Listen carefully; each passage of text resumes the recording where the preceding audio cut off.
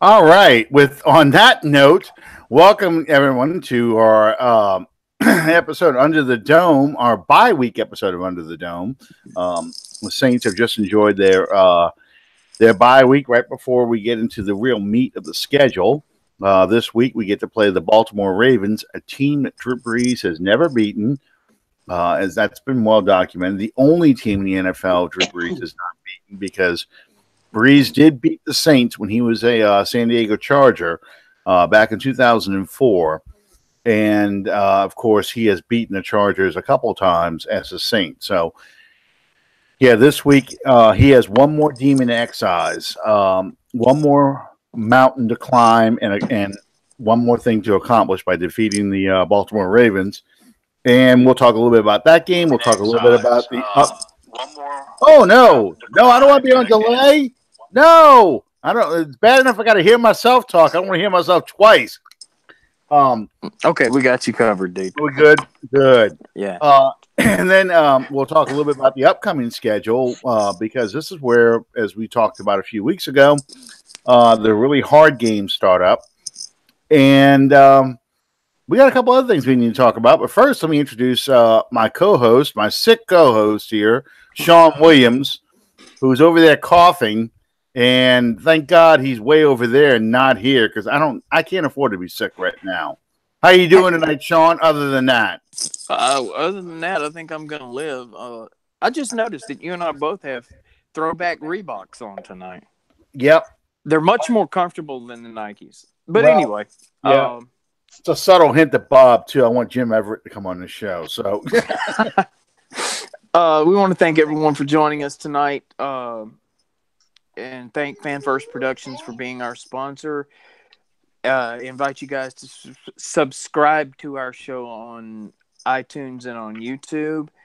I want to give a real special shout out real quick to someone that is I think the world of. We were lucky. We were fortunate enough to have the opportunity to be invited to her house a few weeks ago, and she was such a magnificent host. Today, she underwent surgery due to breast cancer, and we want to let Cindy Hoover know that our thoughts and prayers are with her. She had surgery this morning. All reports that I've gotten thus far have been very positive. Our thoughts and prayers are with you, Miss Cindy, and real quick, I want to do this correctly. She had a message for everybody that watches our show as well. She said she wanted everyone to know, to God be the glory. So we want to wish her the best and speedy recovery. And Gary, brother, love you. I hope everything's going okay. Let us know if you need us. And moving on from that, we have... do I call him our very special guest anymore? The bye week means that Bob is going to say, just, come back on with it. It's like a week on, 2 weeks off, 3 weeks on, 2 weeks off. We want to welcome as Alan always refers to him, the unofficial third member of our broadcast team. He's probably been on just about as much as Alan and I have. The host of the Bayou Blitz podcast, and I want to invite all of you guys to go and find this show. Bob does such a magnificent job of bringing everything to you guys. The interviews that he does with people like Jim Everett, Tyrone Hughes, and he's going to let you guys know who the guest is tomorrow night. But he does such a magnificent job, and I'm I take a lot of pride in the fact that he started right here on Under the Dome. Bob Rose, how you doing tonight? Well, I'm sick and declining rapidly. But man, you guys need to stay the hell away from me. Yeah, seriously. Like, you know what, Alan? But we weren't this way until we ate dinner with you a couple weeks ago. Yeah, I hear you. I hear you. Blame me. I got you. No problem. I see how it's going to be. No problem. Well, it was just it was like those those '70s, late '70s, early '80s horror films we were talking about before we went on to the air. I think you had a delayed release in the virus that you gave Sean and I, and Yeah, it's just hitting us now, so that reduces suspicion on you. there you go. Yeah, I'll blame it on other people. No, but I Hey, you am see now I am Alan's coughing. Yeah, you're We making me cough. It's we've psychosomatic. made him that nervous. Yeah, I need a lobotomy. It's a psychosomatic issue. now I am I thank you both so much for having me on again. I do apologize in advance. I'm prone to coughing fits.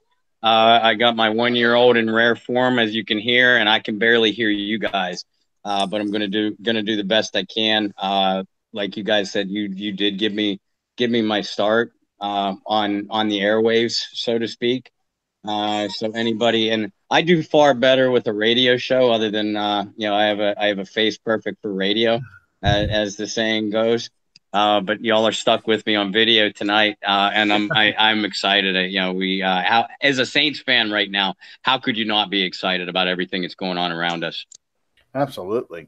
Absolutely. Before we go any further, I got to get this on real quick, and we'll circle the wagon back around to this at the end of the show. On November 3rd, well, let me back it up a little bit.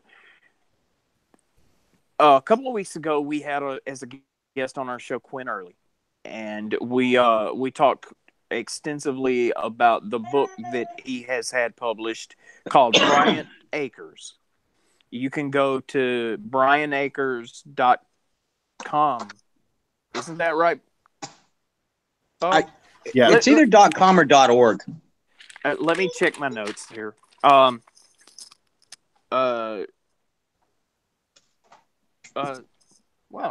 Okay. The only thing that I have on it is brianacres at Gmail. But we're gonna if you need any, if you have any questions, you can refer to some of the Brian, posts. it is brianacres.com. Okay. For the contest, it's brianacres at gmail.com. Yes. Quinn's mom. Well, let me give you the background on. At the height of slavery in the antebellum South, which is like everyday life for us, a free man of color sold himself into indentured servitude, fell in love, and went on to become one of the wealthiest landowners of the time. And this was in Tennessee, if memory serves me correctly. North Carolina, border of North Carolina and Tennessee. Yeah. Correct. Okay. And in the process, he built an entire multiracial community. His name was Sherrod Bryant. And as it turns out, that is Quinn Early's great-grandfather, 7 generations removed. Quinn's mom wrote this book, and in 2013, she was diagnosed with Alzheimer's. And subsequently, she lost the battle to Alzheimer's in the same year. But before she passed away, Quinn promised her that he would have the book published. And there again, if I understood the details correctly, he completed the unfinished portion of the book and had it published. The name of the book is Bryant Acres. You can go to brianacres.com and buy the book. I believe it's $16. And now to the event on if you buy the book, you can screenshot a picture of the receipt and send it to brianacres at gmail.com. And that'll get you entered into the drawing for the grand prize, which is going to be November 3rd at Impastados in Metairie. And you will have a meet and greet with Torrance Small, Quinn Early, Tyrone Hughes, and half of all the New Orleans Saints in the National Football League Hall of Fame, Ricky Jackson. And kind of as an afterthought, and underneath that, Alan and I are going to be there too. Everybody but me, in other words. Yeah, everybody but Bob's going to be there. But all the money that's being raised through all of this, and I'm going to have to get with Quinn to make sure that I'm clear on some of these details. If I understood it correctly, you can go to this event on November the 3rd. The tickets are $20, and all the money that's going to be raised during this event goes to the Alzheimer's Association of New Orleans. And that's going to be November the 3rd, 2018 at Impastado's Restaurant in Metairie. There's going to be several prizes. Not all. I mentioned the drawing. There's going to be several prizes, not just one grand prize. There's going to be autographed helmets by the entire current Saints team, autographed Saints jerseys from players past and present. Also, for any details, you can go to facebook.com / author speaker Quinn Early. Or you can reach out to one of the three of us for any details that you're unclear on.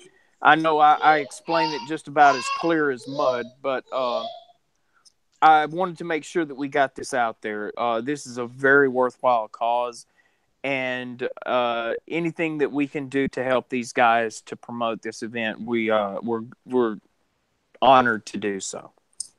Just one thing real quick to mention, if you buy the book, the email, a copy of the receipt, that will be your ticket, I guess is the best way to put it, your ticket to enter the drawing for this dinner. And if you buy your book at the you buy your book at brianakers@gmail.com, that'll put you automatically in there. If you buy it somewhere else, that's your admission into this meet and greet, or excuse me, regular admission is like $20. So that's how it's. Like I said, it's designed to get you to go out there and buy the book. It's designed to get you, to get people talking about the book and so forth. So please do buy the book. That's the main thing. And then the rest of the meet and greet and everything else, the dinner, that's all lagniappe. But the book is a true story based on the ancestry history of Quinn Early and this farm. I'm sorry, not even a farm, it was a plantation, a cotton plantation. Yeah. So this is a book, like Sean said, his mother started to write, was diagnosed with Alzheimer's. She was unable to finish it. Quinn finished it. And it's a really interesting story because it talks about how a free man of color went into, as Sean said, into an indentured servitude in Virginia and got the money necessary to kind of get started on this plantation home. And then, of course, there's a love story in it, which is really the main focus of the book. And then you sort of learn what life was like in antebellum South. What was it like for a free man of color? And how events transpire. I don't want to tell you too much about the book, but how these events transpire to shape his life and how successful he was despite the cultural, I'm trying to find the right words for this, cultural and social and racial limitations put on what he should be able to do. So it's a good story. Anyway, let's move on though. Like I said, if they have any questions, check out our page on underthedome.com. I'm going to bump this thing up right now. So it should be at the top of our page again. About this meeting here and under the this meeting, Meet the Saints on November 3rd, 2018. Sorry, I'm doing like three things at one time, so I'm kind of lost my train of thought there. Uh, With all due respect to everybody that's involved in this event, you know, we talked to you guys via the page, via the live chat, and all that. If you guys could come out and get to meet us, just to say, hey, my name is thus and such, and we watch your show that would be awesome for us. And you're supporting a very, very worthwhile cause. And you can also see that we do zero show prep on this thing. We just kind of wing it from here. So, okay, I wasn't going to go there, but I got to, because that was really awkward the way I kind of explained that. I've got multiple tabs open right now, and I'm trying to look at several things at once. But I wanted to make sure, because I had to find it first, the ad for this event on November 3rd. So I just bumped it to the top of our Facebook page. It should be there for you to read for all the details on this. And again, the key thing is get the book. Get the book, okay? Because the money raised for buying this book does fund Alzheimer's, looking for a cure for Alzheimer's. It's a personal issue for Quinn because his mother suffers from it. It's a personal issue for me because while my mother doesn't have Alzheimer's, she has dementia, which is the ugly stepchild of Alzheimer's. And I can tell you from personal experience, it is the long goodbye. Your loved one is not the same person anymore. It's not the same.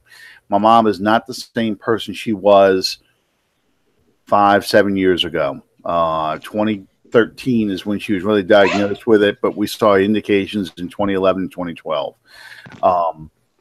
Occasionally, I see flashes of who she used to be, but those are even fewer and far between. And it's really sad because I'm now the parent of my mom. I have to watch her, feed her, help her. She doesn't understand basic instructions anymore. And what I mean by basic instructions, you put a pen in her hand, and a normal person would hold it like this, or they know what this is, they know what to do with it. She doesn't know. She just looks at it. What is this? What do I do? Write your name, Mom. I don't know how to. I can't. I don't know what to do. And it's really sad. I mean, it's those little things. So all I can do is make her laugh. I tell corny jokes, and I say silly things, and she laughs, and that's all that matters. Because other than that, it's an incredibly frustrating disease.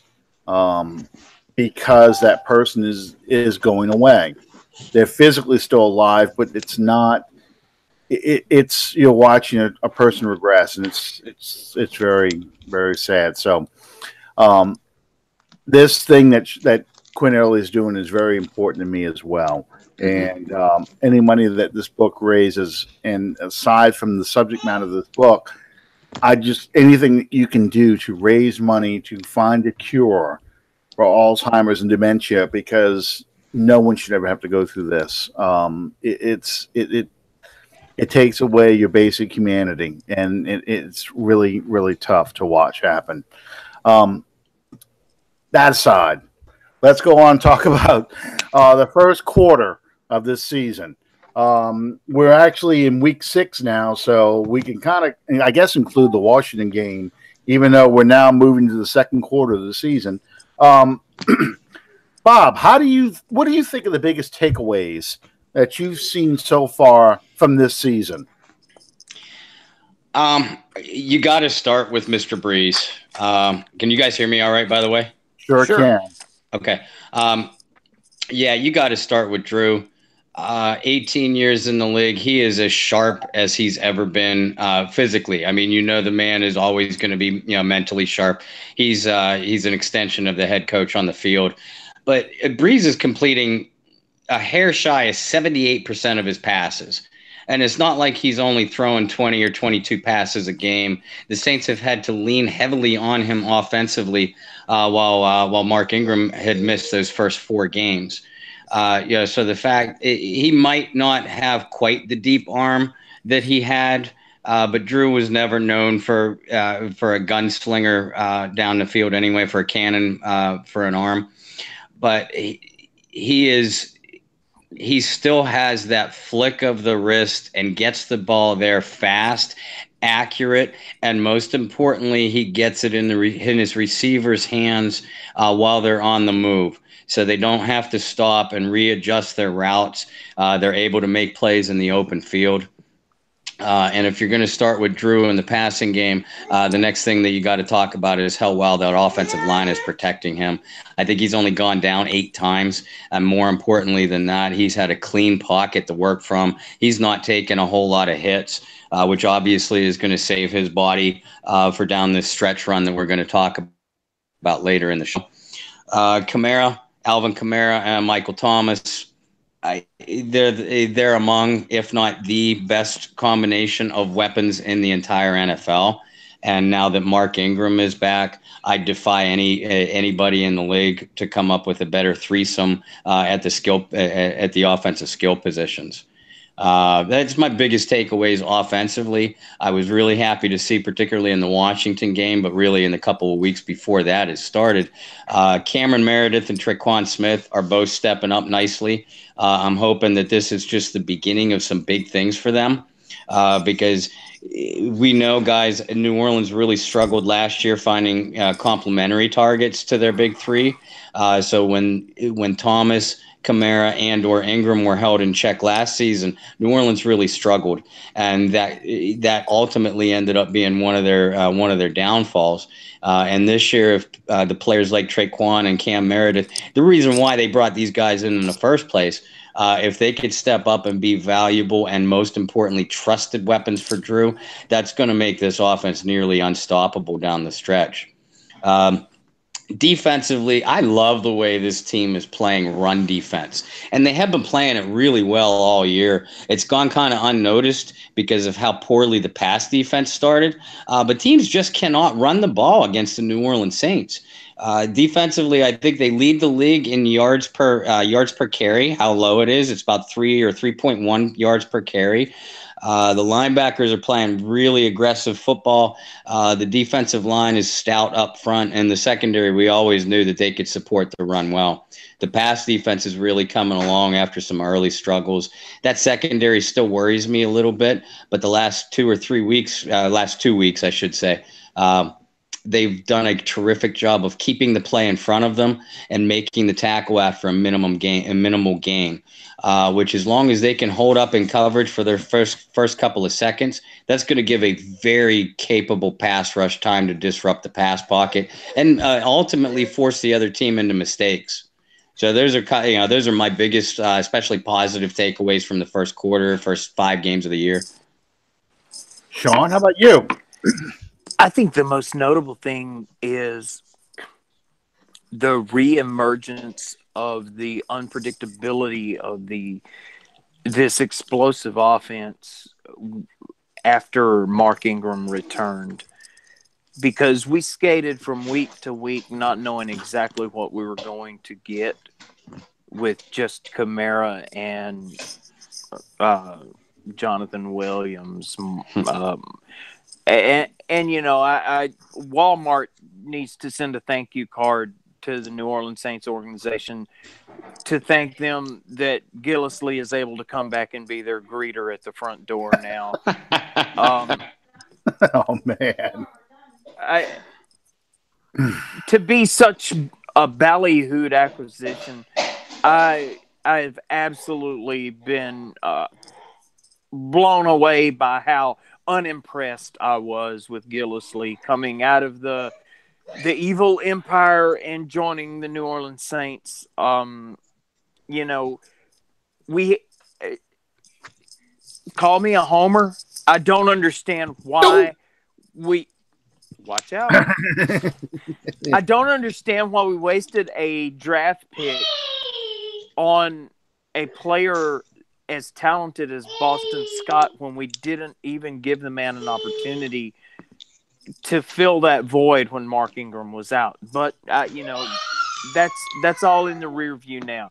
Mark Ingram's back, and against the Redskins, it was that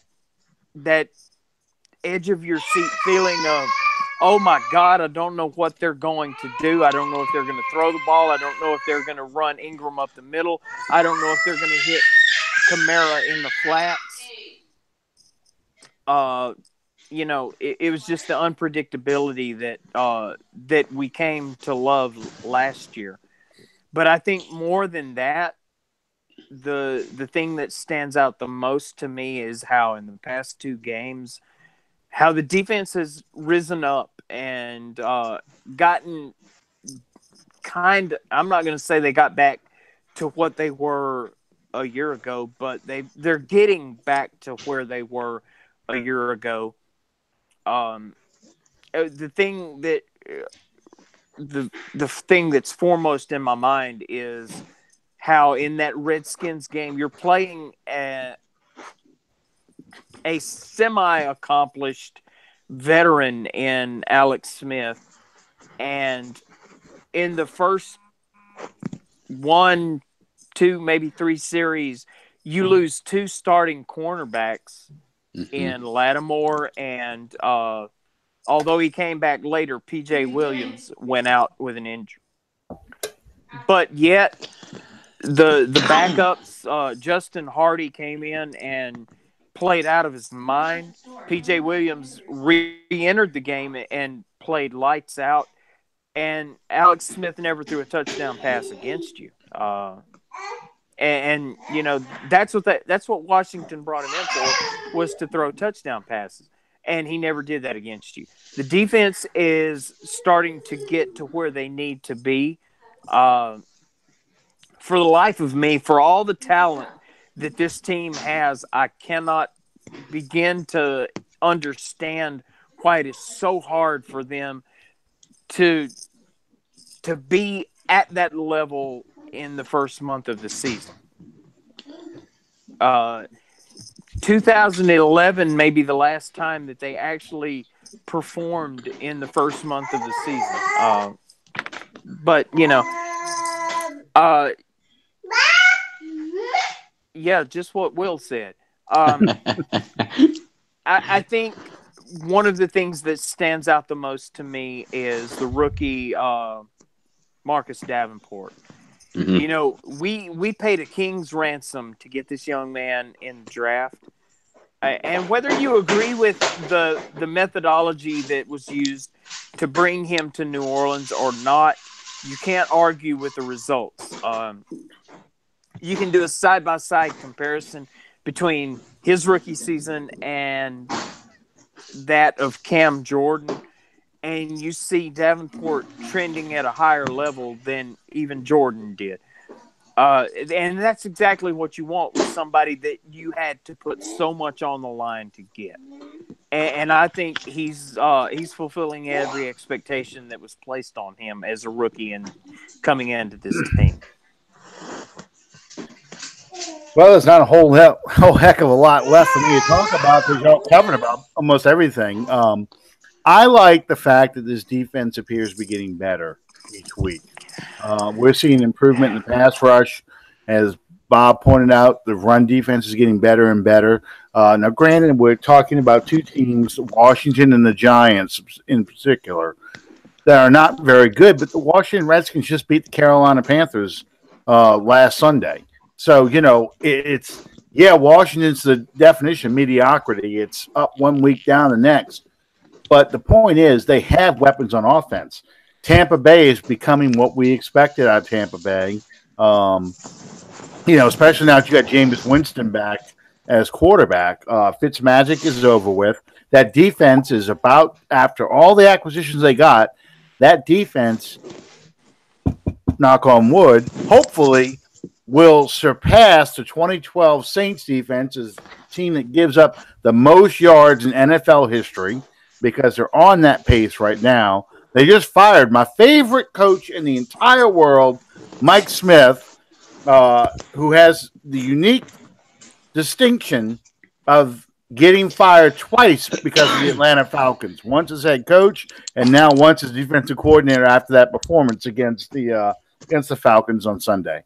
But that was the worst thing to happen to New Orleans, to the New Orleans Saints organization all month, if you ask me, was Mike Smith getting fired. I know. I mean, maybe he'll become the Carolina Panthers defensive coordinator. One can only hope.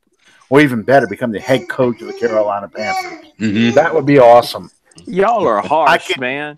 I can hear Tony screaming that thing. No! Like the guy from The Office. No! God! No! You know? Anyway. But let's just talk about one thing that we're really seeing happen right now: the Taysom Hill experiment. You know, I talked about Taysom Hill earlier. You know, Bum Phillips had Guido Merkins, and Guido is one of these guys that was like a Swiss Army knife, but you give it to Bum Phillips, and all he's going to use is either the knife or the corkscrew. You give a Swiss Army knife to a coach like Sean Payton, and he's like MacGyver. I mean, he's gonna start a car with it. He's going to, defuse a bomb. He's gonna do anything and everything. Like, damn, I didn't know you could do that kind of shit. All right.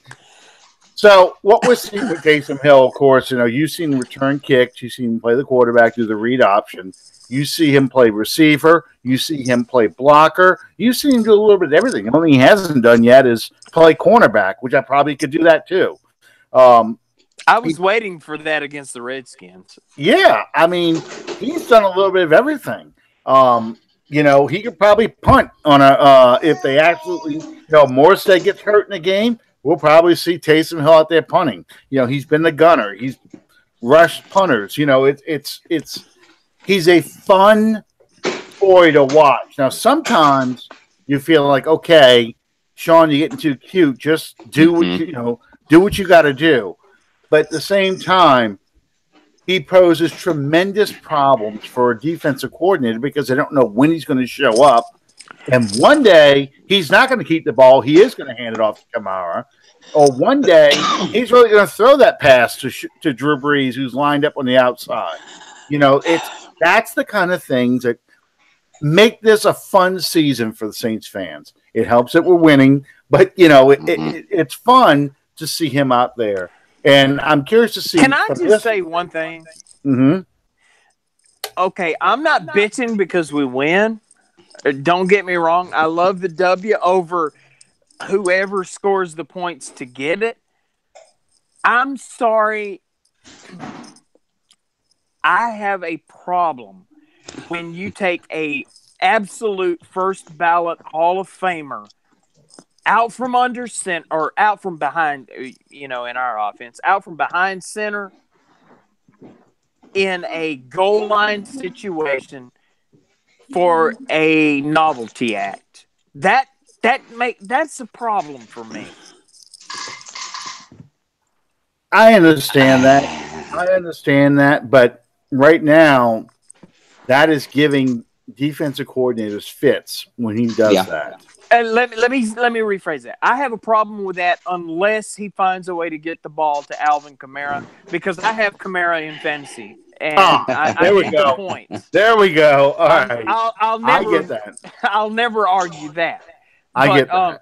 Seriously though, there's so many ways that you can use him and use Drew Brees. It concerns me when you have a player the caliber of Brees that has the vision, that has the accuracy that Brees has, when you basically take him out of the equation. Now, somewhere down along the line, everybody's going to get so used to Drew splitting out to the side that they're not even going to give him an afterthought, and he's going to Hill is going to loft one over to Brees in the flats. Okay, that's all fine and good, but we need the points, and I like the the odds of us scoring points with Drew Brees as the quarterback much more than I do Taysom Hill. I do. I do too, and Alan, you started to allude to this, and he's certainly we three can't be the only ones. What worries me is it is going to be a key situation in a Ram game or a Viking game or a playoff game where Sean gets a little bit too cute. And if it doesn't work, and Coach Payton has always been the first one to step up and said, yeah, I made that call. Crucify me if you must. Well, that's all fine and dandy, but when too cute turns a W into a L, that's where I have the problem, and that's where I have a worry. Your comparison, and I know you've made it numerous times this season. About Taysom being the Swiss Army knife, and I think the comparison to Merkins is great. Last season, I compared him to Jim Jensen of the Miami Dolphins through the mid and late '80s. Only Hill is a lot faster than Jensen ever was. Athletically, he's probably closer to Merkins.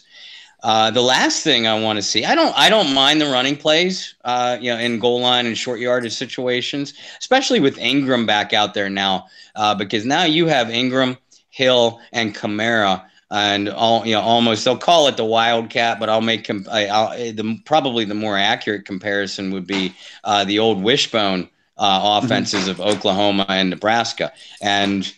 For anybody that played high school or college football, especially in those days, you know how difficult that is to defend, especially when that's not the opposition's regular offense.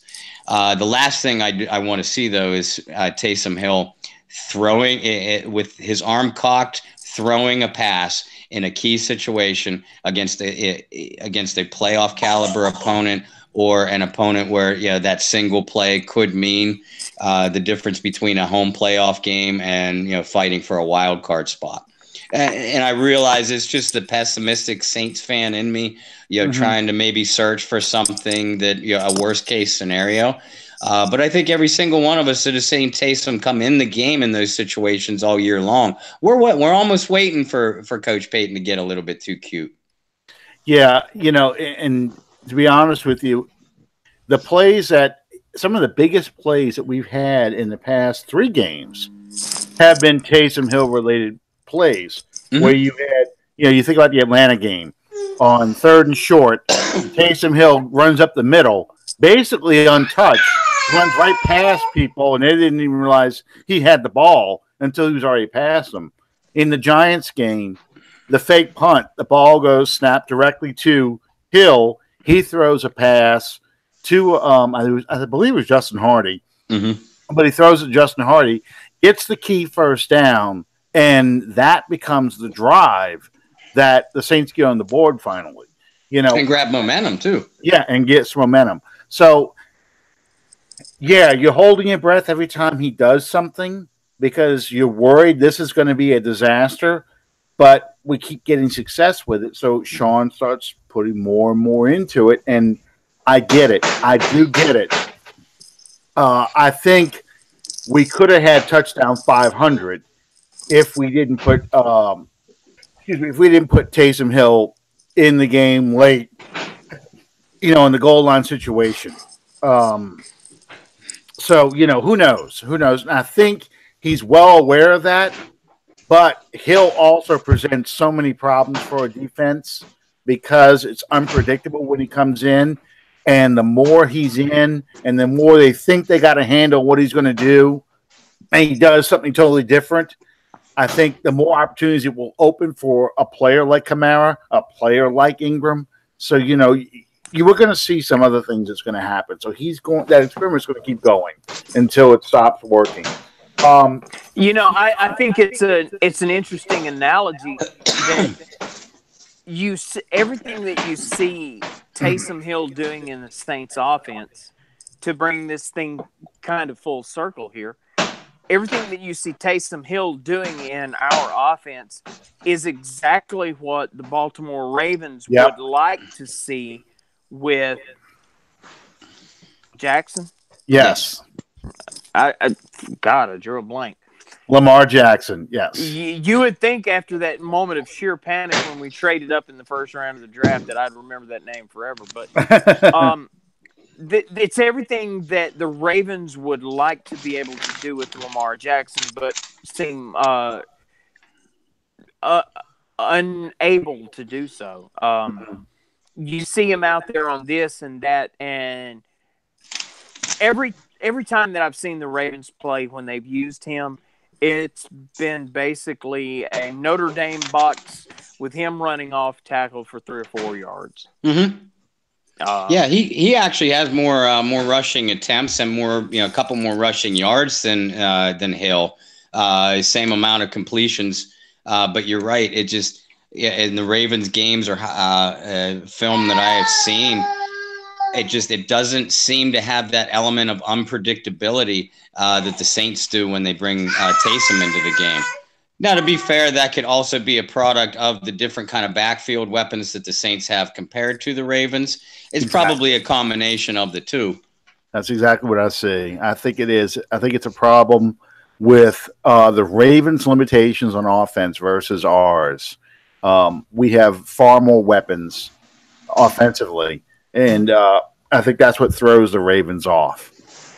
They just don't have. When he comes in there, they're just going to key on him.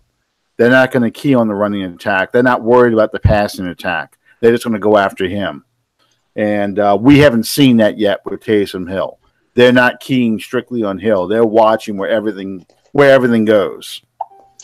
Well, yeah, and I think you both said that that's part of the reason that this has been working. And I know if I was a defensive coordinator or an opposing linebacker, I'd be a hell of a lot more worried about Mark Ingram and or Alvin Kamara than I would Taysom carrying the ball. I'll take my chances with Taysom over those other two guys any day of the week. Sure. Absolutely. The New Orleans Saints offense has got to be a logistical nightmare for a defensive coordinator because you can't zoom in and concentrate on a first ballot Hall of Fame quarterback because he has a 2-year 1,000-yard rusher in Mark Ingram. He's got the first running back ever to get to 1,000 yards receiving and rushing in Alvin Kamara in his first 20 games. I'm sorry, I didn't mean to cut that off. And then if you can focus on all of that and you can corral all of that, there's just number 13 out there on the side that you have to be able to do something with. And he's pretty good. According to Ocho Cinco, he's the only one on the planet that could guard Michael Thomas. Well, it's interesting you bring that up because not Ocho Cinco shit, but I mean, it's just the interesting thing about this is, the Giants took the attitude. I don't care what you're going to do. Michael Thomas is not going to catch balls on us all day. The Redskins took the attitude. I don't care what you do. Alvin Kamara is not going to beat us this time. And what happened in both games? Both games, we score over 30 points. With the Giants game, Michael Thomas not really being a factor. And the Redskins game, Alvin Kamara not really being a factor. And you're still dropping 40 points on the Redskins. It's all the things we were just talking about in the beginning. Meredith is starting to take a bigger role. You saw Traquan Smith have a breakout game. The tight ends are now getting involved. Mark Ingram's back in the fold, and then you throw Taysom Hill in there. There's just so many things that they have to account for. And to top it all off, Teron Armstead, we haven't even really talked about the offensive line, but Teron Armstead is killing people out there. Yeah. He really is. If you watch the film on him, he's throwing people around like rag dolls. When's the last time that you saw Teron Armstead start the season, go the first 5 weeks of the season healthy? Yeah, exactly. Knock on wood. No, he's talked about this where he's changed everything about his regimen. He's changed his eating habits. He's changed his stretching habits. He's done everything now to stay healthy, and so far it's paying off. Keep doing it, please. And we've talked about, Marcus Davenport is now starting to get more and more snaps. He's doing more and more things. He's playing the run very well, so well that we have seen Trey Hendrickson basically be an inactive player, a healthy scratch the past, 3 weeks, 4 weeks? 4. He's played one game. He's been active one game. Exactly, because they want to get Davenport more and more snaps. And, Cam Jordan's not coming off the field. So, I mean, I think Henderson's going to get his chances again, but I think they really like what Davenport is doing. He is on a good accelerated learning curve, and he is showing off that physical skill that they all saw in film, even though it was, UT San Antonio, I believe it was. Mm-hmm. UT San Antonio. Even though it was at Division II level play, he is showing he has the ability to dominate even at the NFL level. That play against the Redskins where he just came across the blind side and just totally killed Alex Smith. That's the kind of hit Lawrence Taylor used to do. You'll find that's exactly the thought that I had when he hit Alex Smith. That was like Roger Worski. I looked over at my wife and I said, "My God, that looked just like LT." Yeah, I mean, just the speed, the closing speed, the violence of the impact. Sean Payton even challenged to see, because he thought Alex Smith fumbled the ball because the ball came out so funny because of the impact of that hit. So I think we're going to see, when we get towards the end of the season, when you have to start playing Cam Jordan, because we play Cam Jordan twice in 3 weeks, if Davenport remains healthy and continues on this learning curve he's on and keeps progressing this way, this is going to be a guy Cam Newton is not going to want to have to face at the end of the season, because this is a big man who can hit really hard, and I don't care how big and tall you are, you're not going to want to get hit by him. It's like the old Nike commercial with Dennis. No, not Dennis Leary. What was his name? Come on, he was an Easy Rider. Dennis Hopper. Bad things, man. Bad things. You all remember that commercial from the 90s, right? Yeah. I would love to say that I was too young, but I'd be a liar. So yeah, I remember. Yeah. Don't tell that lie, Bob. Right. Bad things, man. You bring up a great point, and because you already have Cam Jordan on the other end, and Cam versus Cam are pay-per-view worthy matchups every single week, and now you have Davenport on the other edge, who can match up athletically with the Carolina quarterback, not to mention a very athletic linebacker in Demario Davis. But I'll tell you, before we hit on the linebackers, I'll tell you what has impressed me most about Davenport. We knew he had natural pass rushing skills.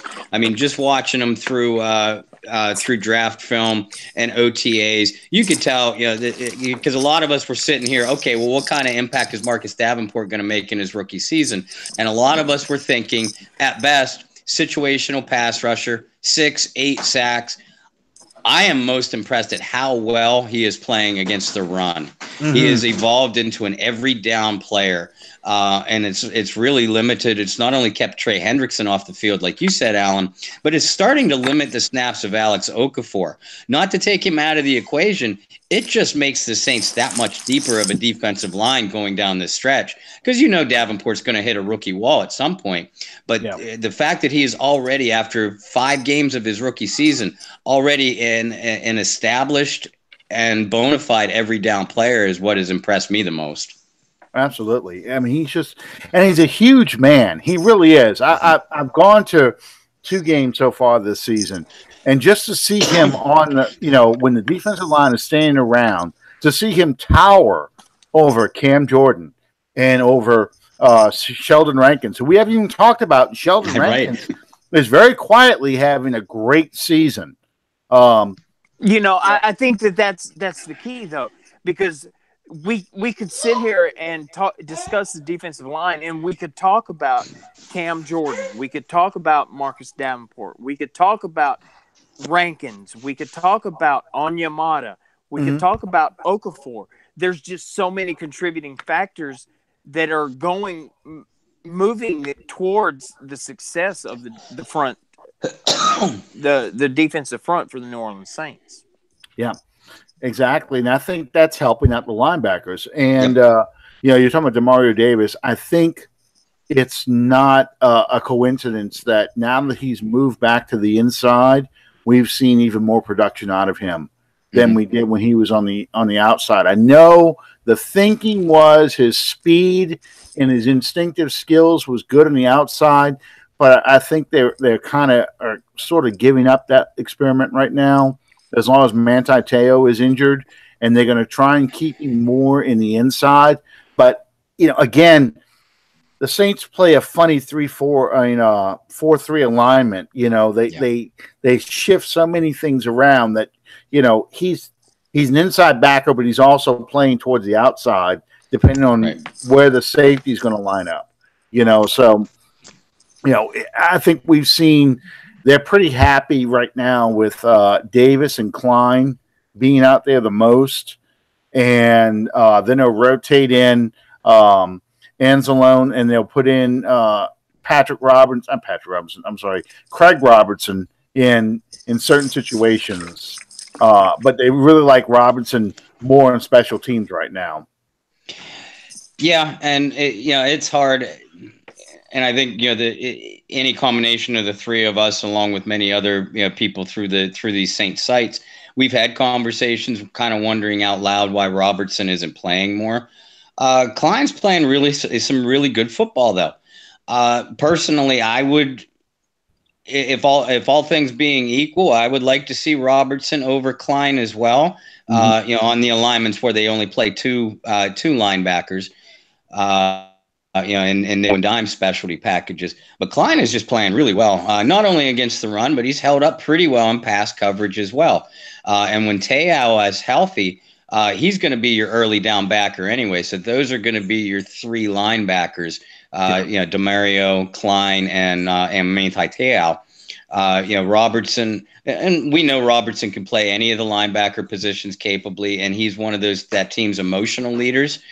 So he is still a very valuable part. But as long as Klein is playing as well as he is, you can't blame Dennis Allen for giving him the lion's share of the snaps after Demario.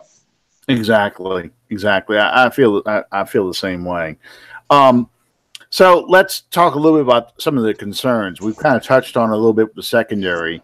Both the Redskins and the Giants really didn't offer the Saints a real challenge on the outside, like the kind of challenge they had when you play a team like Atlanta or even Tampa Bay in the beginning when you had Fitzmagic going on throwing. I'm going to interrupt you. Gratuitous mushy moment. See ya. Okay. All right. What was that all about? Lauren is on her way to work for the always wonderful graveyard shift, so it's just the men at home tonight. I got you. But yeah, you really haven't had the people attacking the Saints vertically like you did in the first three games, and really putting a lot of stress on man-to-man coverage. Yeah. While the safeties are still looking in the background, you haven't had to deal with that. So, how do you feel about what given the teams we're going to be facing, Minnesota Vikings, the Rams, even the Bengals? How do you feel about the secondary going forward? Until they manage to make us not worry, you got to be worried about them. You just pointed out how the Redskins have the weapons to threaten down the field. Alex Smith is just not that kind of quarterback. Same with the Giants and Eli Manning, and let's not even get into to the issues that are going on in New York. But part of the reason why the Saints were able to keep all the plays in front of them and not get beat over the top is because it was also the product of the offenses that they were playing. Yeah. They're going to be challenged this week. And you bring up a couple of offenses that this defense will have to worry about a downfield attack. And it does start with this week. Flacco really has his deep game going again. Crabtree, Snead, and John Brown, all three new wide receivers that they didn't have last year. Each of them, John Brown is averaging about 20 yards of reception. He's a one-trick pony. He's very similar to Ted Ginn. But Snead and Crabtree still have the ability to threaten downfield as well. If you ask me, they're kind of the poor man's Atlanta Falcons as far as the Ravens passing attack, where they do look to go downfield first and then kind of work the middle with their tight ends and one of their main three receivers. So the immediate test is going to come this week. Hopefully Lattimore's at a concussion protocol. I know, Coach Payton is still kind of back and forth on that. I'm honestly not all that worried about it today. Today is Tuesday. So they're going to keep that pretty close to the vest. If he's not back on the practice field by Friday, I'll be worried then. Yeah. We already know the Vikings with Kirk Cousins and their weapons, they're going to challenge down the field. Same with the Bengals. The Rams, those crossing patterns will kill you. And when you cheat up on those, that's when they're going to beat you deep down the field with Robert Woods and some guy that used to shoot a fake bow and arrow. I can't, his name escapes me off the top of my head. And those damn bootlegs I like to run. My God, he runs about 5 bootlegs a game, I think. Yeah. Now, Lattimore is still one of the better cornerbacks in the league. Whether the other side is going to be Ken Crawley, P.J. Williams, or Justin Hardy, whatever combination that they choose to throw, they're going to have to get a little bit exotic with some of the coverages and over the top help.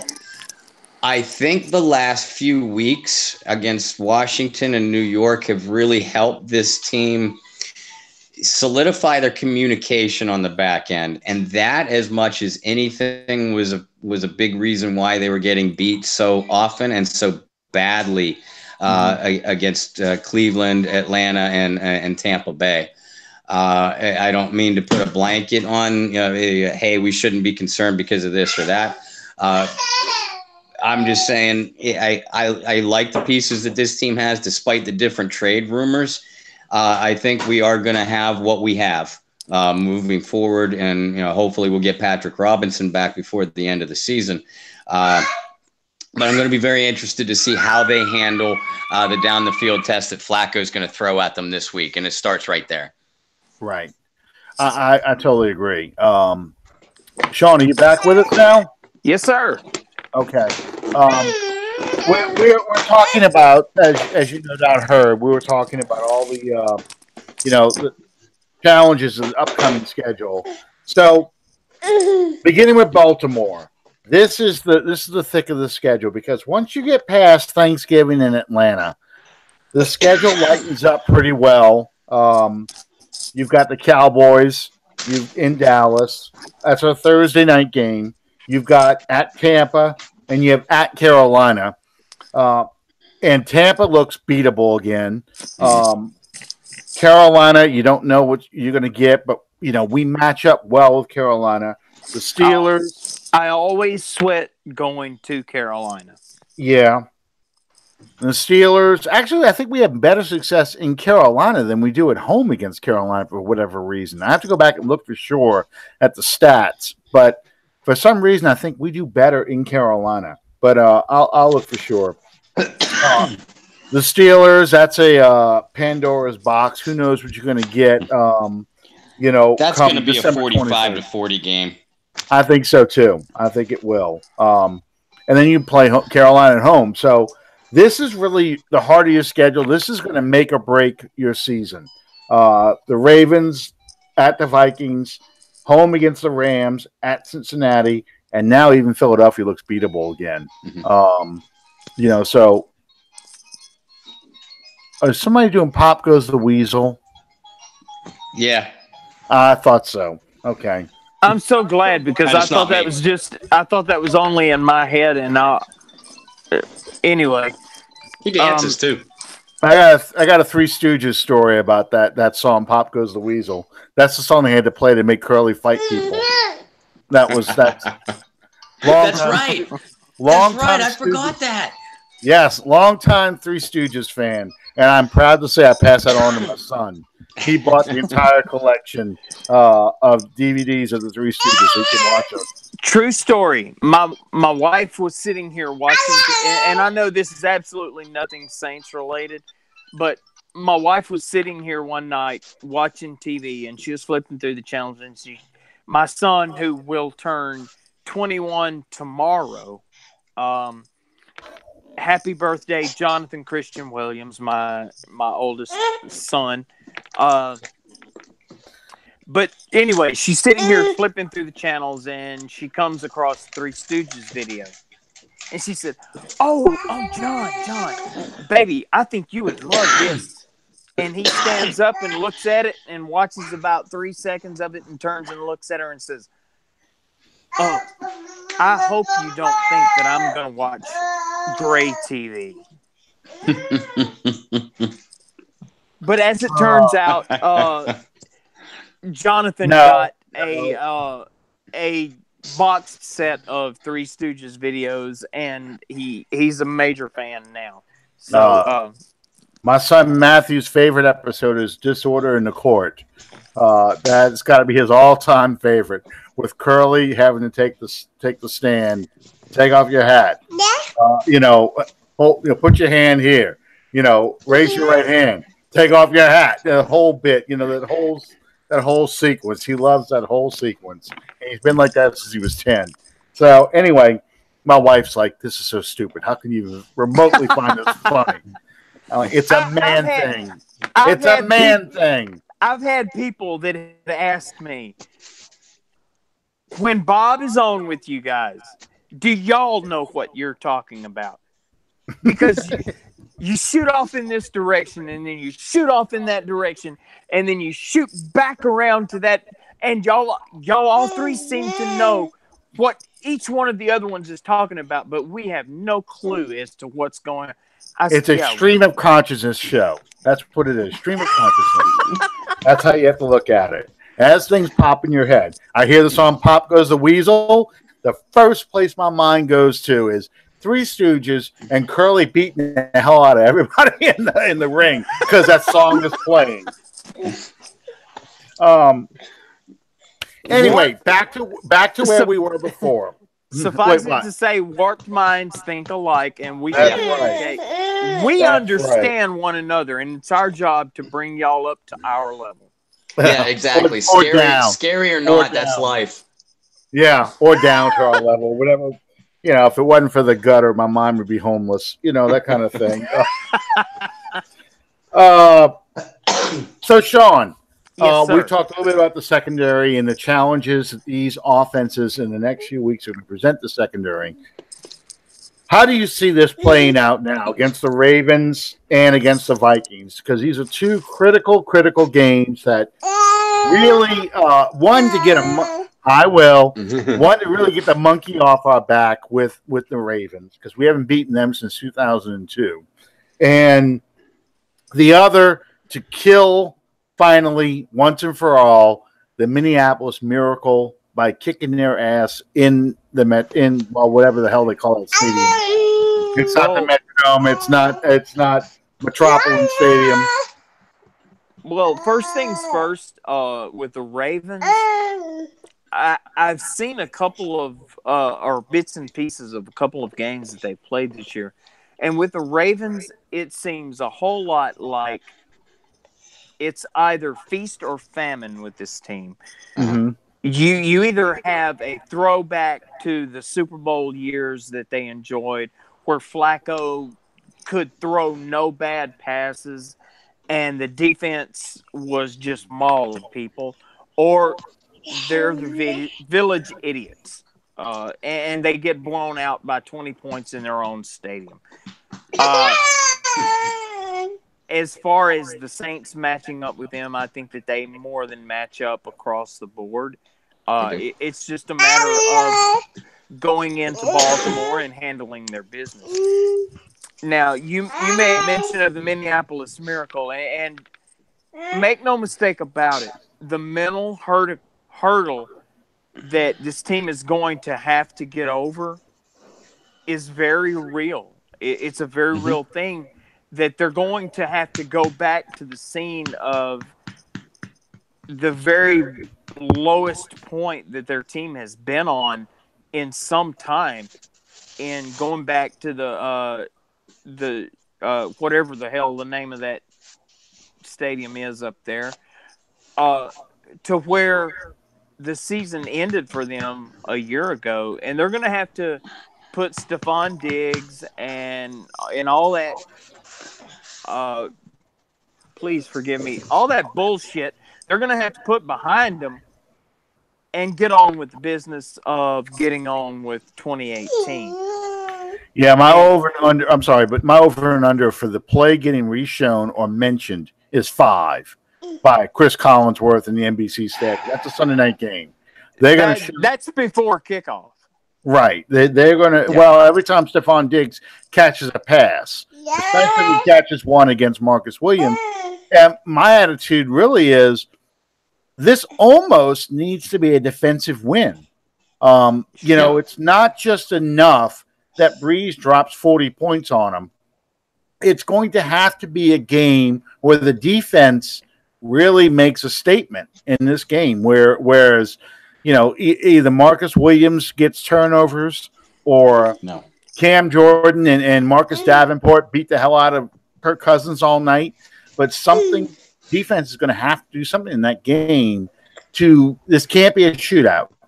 You know, it can't be the last team with the ball. To me, that's the unfortunate thing, because this is going to be like the rematch. And it really isn't, because Case Keenum is in Denver now. Yeah. This is not the same team for them. It's pretty much the same team that we had a year ago, with maybe one or two exceptions on either side. Upgraded receiver core. We have an upgraded receiving core. Yeah. But, you know, it's not going to be the same two teams going at it. Right. And but like I made mention of in the beginning, this is going to, because we came out on the short end of that stick in the way that we did, that's going to be a very real mental hurdle for this team to get beyond. Yeah, exactly. Especially if it's a close game late. Yeah.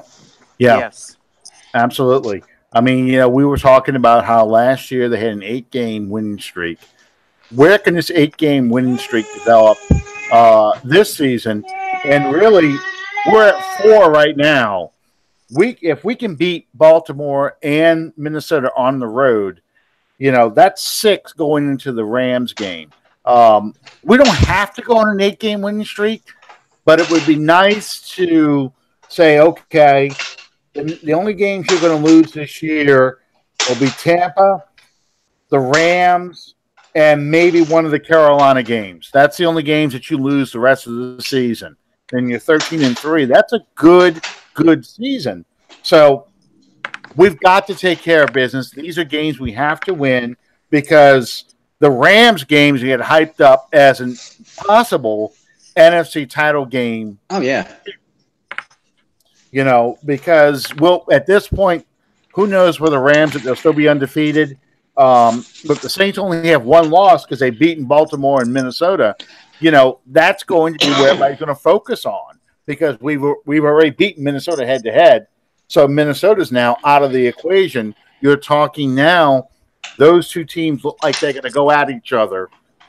Just like last weekend, Sunday night, the Chiefs Patriots game is being billed as an AFC title game preview, perhaps. So, you know, I think it's worth noting that.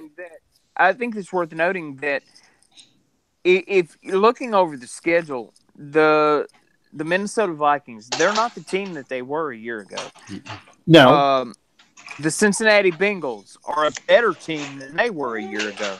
The Rams are obviously a better team than they were a year ago. But the Eagles, they're not the dominating force that they were a year ago. The Falcons, they're not the team that they were a year ago. No, they keep putting everybody on IR.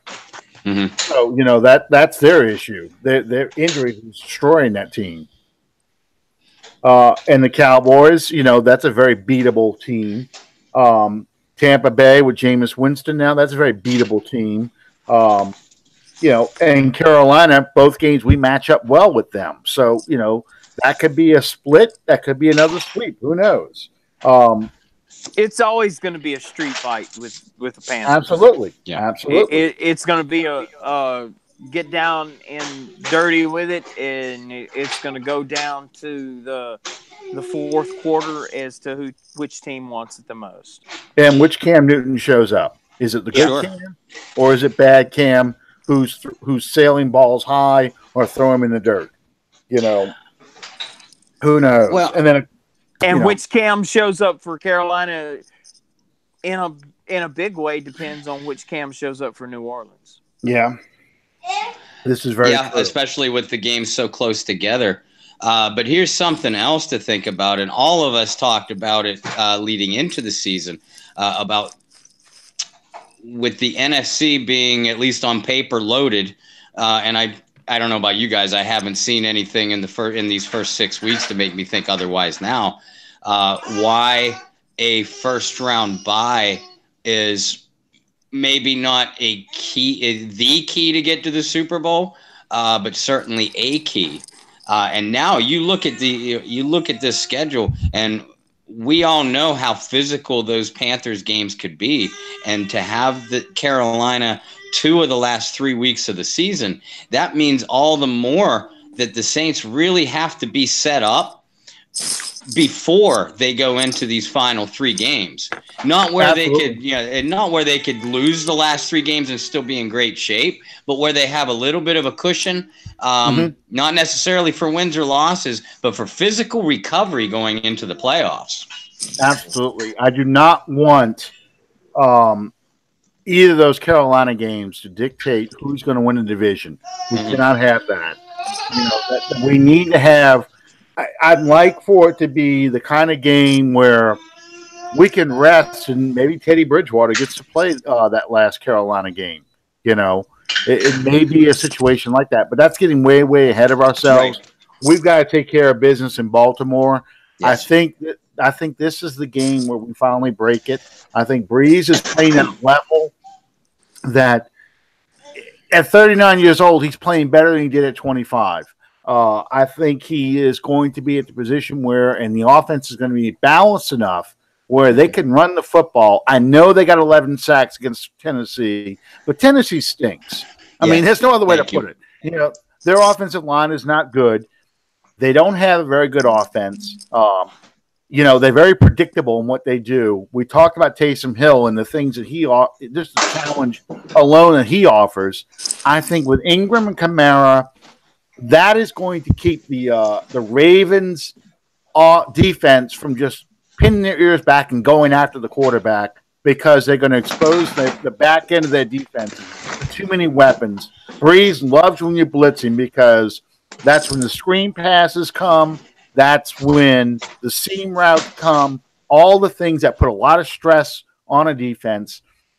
I think that's going to be the challenge for the Ravens defensively. And what we have to do on our defense is just basically grab, Flacco by the throat and just strangle him. You cannot let him get comfortable. Make him feel the pressure all game and make him play Mr. Checkdown just like Alex Smith did. And I think we can win this game. That's the key to me. Oh my gosh! I mean, I couldn't agree more. First of all, the Ravens' defense definitely needs to be respected, especially the folks, the players in that front seven. They're big, they're strong, they're physical. They're not necessarily athletic though, and they can be moved around. Ravens' defensive coordinator is Don Martindale, Wink Martindale. This is what seriously. I know. This is what I know about him. Tell me that's not the second best name of any coach in professional sports. Absolutely. But this is what I know about him. People right now are Googling Wink Martindale. Why is that? Yeah. Well, you're about to find out if you're Googling him then. That's it. The dating game. Martindale likes to move around and throw different defensive fronts, not necessarily with a lot of exotic blitzes, but moving people around. Once his defenses get everywhere he's been, he's had success early on, and then opposition gets some film on him and knows that if they can hold up initially, that they're going to have big plays down the field. It's happened every single stop he's been, and the Saints have had a bye week to prepare for this. And like you just said, not many teams have the weapons that the Saints have offensively. Tennessee sure as hell didn't. And the Ravens really haven't seen an offense of this caliber, both running and passing the ball. I'm not necessarily worried. As long as the Saints don't turn the ball over early, I think they'll be in good position. And we all know the book on Flacco, that if you can pressure him, he will throw interceptions. So I look forward to be a tightly close game, probably neither team in the 30s. But I feel pretty good about the Saints' chances. Absolutely. All right. All right, Sean, we'll kind of give you the final word here. We talked a little bit about, the biggest needs to win. How do you see this game playing out? The Saints are going to have to control the tempo. They're going to have to dictate the tempo of the game, offense and defense. Not let Flacco get in any sort of rhythm. And if they do that, they'll be able to control this game. Mm-hmm. Absolutely. I think getting big plays early on this defense as well, putting the Ravens in a catch-up mode, get the crowd out of it. That's all part and parcel of this. So, absolutely. Okay, guys. Bob, how can folks follow you and the Bayou Blitz? Well, I'm everywhere. Or you could just, like Alan said earlier, you could just wait 2 weeks and I'll be back on here. So,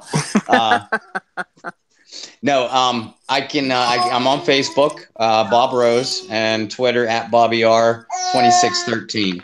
My articles, of course, are through the Canal Street Chronicles. I'm still having a blast doing that. A little bit behind schedule, so I need to get myself a kick in the butt.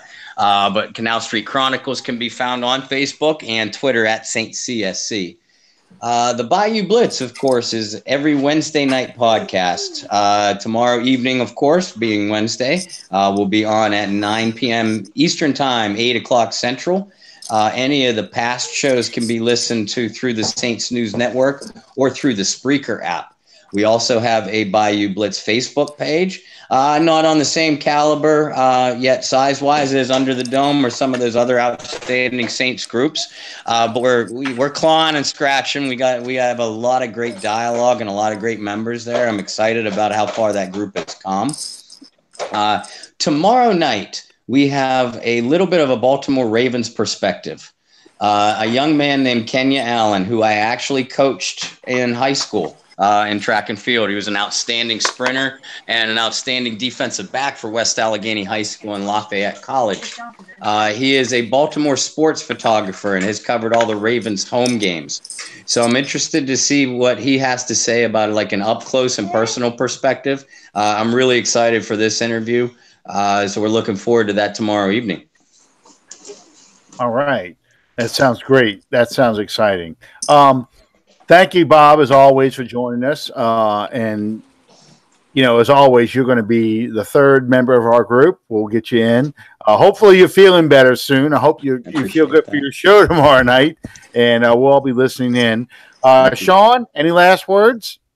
Thank you guys for joining us. Subscribe to our show on iTunes and on YouTube. Everybody, please come out and support us on November the 3rd. If you need any, there's my son. peeking in from the corner. He just took off running because he realized he was on camera. This event, November the 3rd, with Quinn Early and everything. You guys, please support us. Support Quinn's event. It's a very worthwhile cause. This is one of the scourges of our generation, and we need to find a way to eliminate this from existence. And absolutely. And once again, the name of the website is, hang on, I just had it a second ago. BryantAkers.com. BryantAkers.com. Bryant, BRYANT, Acres, ACRES, just like Green Acres, and .com. Okay. You just dated yourself again. I know I did. Well, that's all right. I just remembered Wink Martindale wasn't famous for the dating game. That was Chuck Worley. He was famous for Tic-Tac-Doe. There you go. Yeah, that was his big game show, Tic-Tac-Doe. So, and about half a dozen others. Yes, but that was his big Joker's one. Wild. Joker's Wild. Yeah, that was another one. Yeah. I actually watch the old Game Show Network sometimes and see Match Game. And if you know who Nipsey Russell is, you're in our generation and you watch a lot of game shows. Nipsey Russell, Charles Nelson Riley. The usual suspects. Hollywood Squares was the absolute best. Yes. It really was. They just can't do game shows like that anymore. Those were awesome. I just posted a video of Kiss doing Paul Lynn's Halloween special on TV. He was the center square on Hollywood Squares. I'm sorry that. And hey, I did find out, by the way, from my friend in Canada, YouTube as a whole is down. So that's why people, may not be able to get our show. So the show will be archived. It should be on later tonight whenever YouTube comes back up. But major crisis. YouTube is down. Hopefully you'll get to see the show. Because life cannot go on. That's right. Well, I've been trying to fix it all day, and that explains why I've been able to fix it during the show. So anyway, thank you guys. Whoever got to see this show, thank you for watching. If you get to see the show on replay, even better. Thank y'all, and good night, everybody. Good night, everyone.